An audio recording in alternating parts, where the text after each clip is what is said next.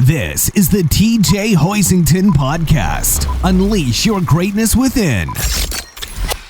Hey there, and welcome to the Unleash Your Greatness Within podcast. In today's message, I want to share with you 5 rules to eliminate negative thinking. Yes, negative thinking. I don't know if there are moments in life where you have some stinking thinking going on, as Zig Ziglar would say. I don't know if you find yourself ruminating or being extra hard on yourself. Whatever it is, all human beings from time to time have negative thinking. And I want to show you 5 rules, strategies, habits that you can use today to eliminate that negative thinking. Now, I don't know if you have a copy of my book. If you think you can, listen, I would encourage you to make this book a part of your success library. You see, I wrote this book in 2004. I wrote it at a time when my back was against the wall financially, and I ended up writing this book in the back seat of my car. In fact, I have a link down below in the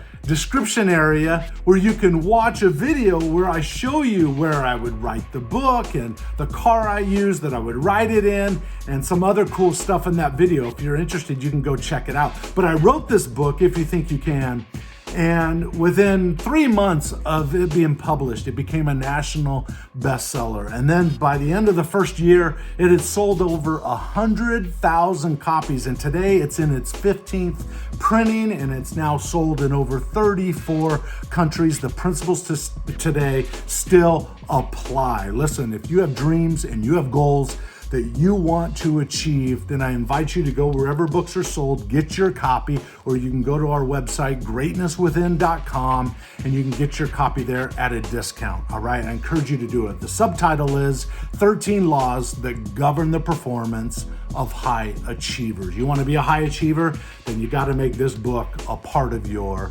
library. Okay, without any further ado, let's talk about the 5 rules to help you eliminate negative thinking. All right, here we go.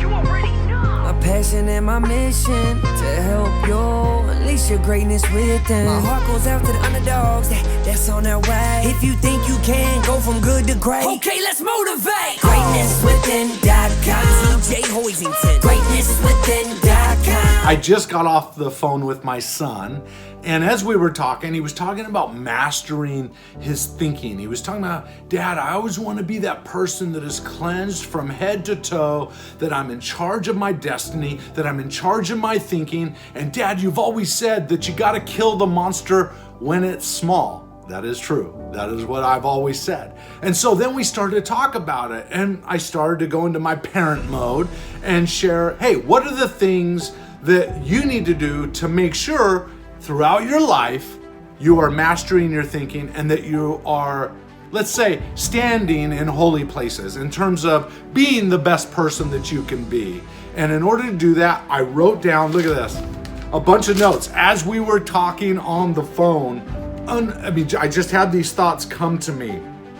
He said, how do you eliminate negative thoughts? And by the way, he doesn't have a big problem with that or anything, so I'm not trying to suggest that, but we all have negative thoughts or useless thoughts, really, that pop in our head when we least expect it, and sometimes they don't make us feel good. The question is, what do I do about them? How do I eliminate the thoughts? Listen, in life, you're not totally going to eliminate the thoughts. It's just not going to happen. Thoughts will come in, they will come, they will go, right? You'll have these thoughts where you ruminate over and over and over and you can't get it off your mind. So I do have some thoughts for you. If you have a challenge, I saw on someone's post, they said, negative thinking kills. Eliminate all your negative thoughts. My belief is I don't think you can totally eliminate all the negative thoughts in your life. Now, that would be noble if you could, but I want to speak very real with you. Every human being from time to time has a negative thought that pops in their head. Some of those negative thoughts make us feel less as a human being, right? Depending on the thought and so forth. So we're all going to have them. Here's my thought, and it would be the same thought I would share with my kids, or I have shared with my kids, and that is this.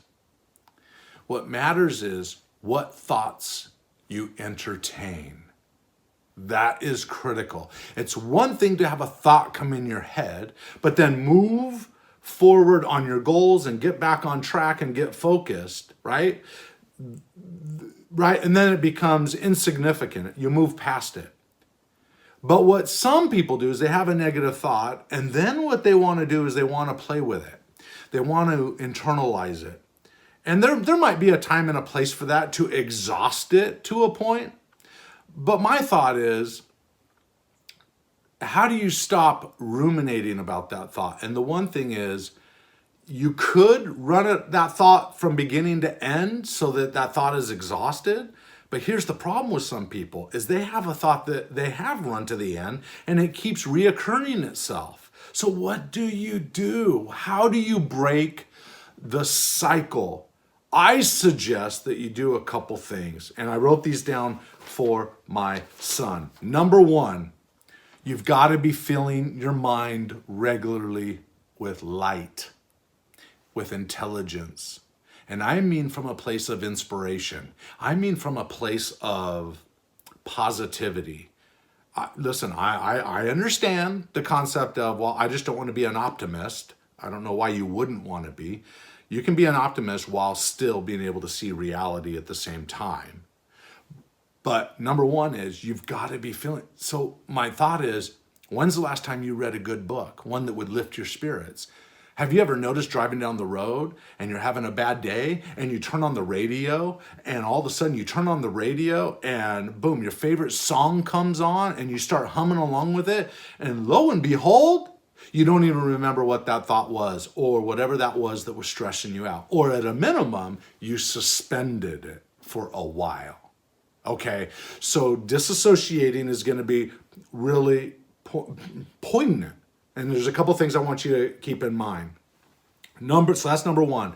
You got to regularly be feeling light and truth into your mind, goodness into your mind, positive content into your mind. It has to be almost a study in a sense. It's got to be regular. We do a lot of work and leadership training and so forth, but that alone isn't going to help you as much as also the personal side. How are you becoming a better person as an individual? Number two, you've got to have a plan. You've got to have focus in your life. What are you moving toward 90% of the time? This is going to be critical.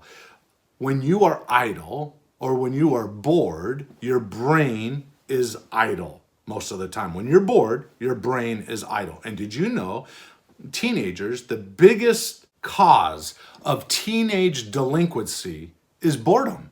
Why? Because their brain is idle. Listen, when you have goals and you're moving toward things, your brain isn't idle. So you may jump off the path for a second, but because you're so focused on what you're working on, your goal is to get back right on that path again. For example, if you're driving a car 200 miles down the freeway and you see billboards that say, exit the freeway, exit the freeway, exit the freeway, going 200 miles an hour, could you even exit the freeway? I would submit to you that it'd be very difficult to do, right? 200 miles an hour and exiting without causing an accident or something would be hard to do. It's easier to exit the freeway if you're going 60 miles an hour. So when we think about this in the terms of life, are you going 60 miles an hour or are you going 200 miles an hour? Now, I suggest you pick up the pace and you go 200 miles an hour. And that does take into consideration the balance that you have to have in other areas and values of your life, like family, relationships, work, personal life, emotional health, right? Physical health and so forth. You got to keep all those balanced. But the key is have a plan that involves all those pieces, and then you're driving straight toward it and you're driving 200 miles an hour. It is difficult to exit the freeway driving 200 miles an hour. If you're slowing down and you're allowing your mind to become idle, it's easy to notice that sign and get distracted. And all of a sudden, I think I'll just go off the path for just a few minutes. And then all of a sudden, you get into this mode where it's hard to get back on to the freeway. Okay? So number one, regular learning of inspirational ideas and thoughts that can lift your spirits. That's going to be critical. Better yet, if it's foundational and truth-based and natural law based, it will have a stronger impact to your soul. Just so you know that. Number 2 is have a purpose that you're driving 200 miles toward. What are your goals? What is your passion? What are you putting all your focus into most of the time? Okay, you want to have that. Number 3 is when you have ruminating thoughts where they just keep happening over and over and over, and you just can't keep playing that image and that picture and those words in your mind over and over and over, then you've got to do this, and it will help you change. You'll break the pattern of your thinking by doing this. Move your body. If you're sitting down in a chair and you're relaxing and all of a sudden your mind goes to this place and all of a sudden you start thinking about it and you can't get it off your mind and you just start going there and you go all the way through that story and you know that you've been to that story 10 other times and it's not helpful and it's not useful, you need to get yourself to a point where you're anchored the moment that story starts. You stand up, you clap your hands, you move, you do some jumping jacks, you get on the floor, you do some push-ups, you go out for a run, you do something, you move. When you move the body, it does affect the brain. If you wait for your brain to move your body, it probably won't happen as fast. You can't think yourself sometimes to these things. You can only do yourself toward making those changes. And so you've got to move. You got to get up and move. Move the body will disrupt the thinking pattern, right? And so that goes to a couple areas like disassociate from the thought, question the thought, and dispute the thought, right? There comes a point where maybe that thought is you do need to run it to an end, but your goal is to crush it. So you run that movie all the way to the end, and then you turn around and you say, okay, that's stupid. I'm not going to think that way anymore. That doesn't make sense. I just saw the end result of that in my imagination. It doesn't feel good. It doesn't make sense. It doesn't serve me. It doesn't serve others. I'm not going to think that way anymore, right? And here's why it doesn't make sense. Here is the evidence that goes against why in the past I've believed in that story. And you go through the different evidences, you focus on the negative aspects of it, and all of a sudden, that story will become a story of disgust in your system. Therefore, you don't want to go there anymore. It just doesn't serve you. You've moved past it, right? And then you get on that path and you go 200 miles an hour. And then the last thing is that I say here, number 4, is in the end, you've got to take total ownership and responsibility for your life. All right, if you have a pattern of thinking that's not healthy, hey, use these principles, begin to make a change. And I think when you start putting your life in a place of living with a sense of purpose, you don't have time to think about those negative thoughts. You don't have time to think about the negative things that people have said to you or done to you when you're living with purpose. So get back to that purpose and get on that path. And then at times, yes, you need to disassociate for a time period, suspend for a time period. But maybe you do need to go in, and I would put a time clock on it and only decide to be there for a certain time. Go into that story and write down all the cons of why that story is not true and how it makes you feel and how it's not worth hanging on that story anymore. And then close your eyes and internalize that end result. And then get up and move your body. And you'll begin to change that natural thought process. In the end, you don't want to win, as my son said, for a season. You want that win and that winning strategy to work your entire life. And so if you don't master your mind, life will take over you. Garbage in, garbage out. Okay?